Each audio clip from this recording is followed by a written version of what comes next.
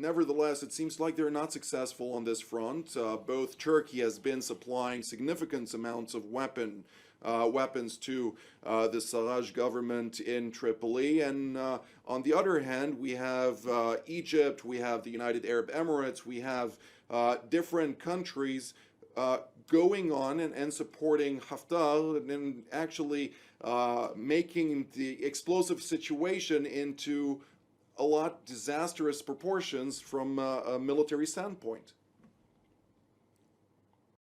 Well, I would say, first of all, that the equations in Libya changed dramatically since November 19. And this is the result of a pact, which includes two elements, signed between the Sarraj government in Tripoli and Erdogan's government in Ankara. Turkey has reached out across the Mediterranean. It was already involved in Libya since 2014 in a proxy war with Egypt, but now it raised the stakes to a much higher degree, doing two things. First, it committed to send troops and supplies on a much larger scale to the GNA government, to the government of national accord, which of course tells you that there is no accord, and in Tripoli, in order to resist the siege laid to Tripoli by the Haftar forces.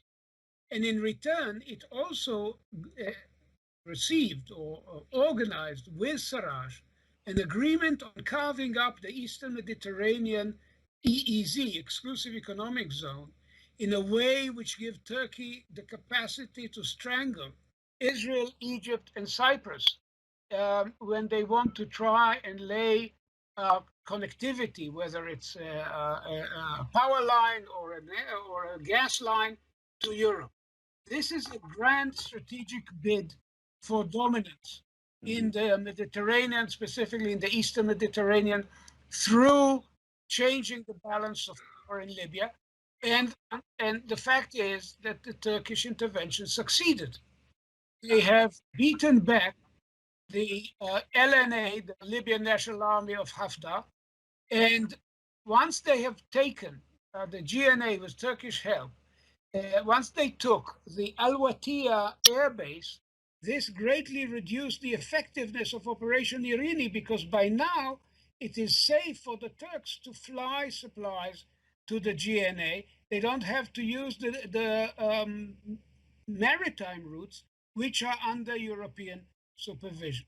Indeed. But the very creation of Irini tells us that the key players in Europe, particularly France, to some extent even Italy, which was for many years was Russia.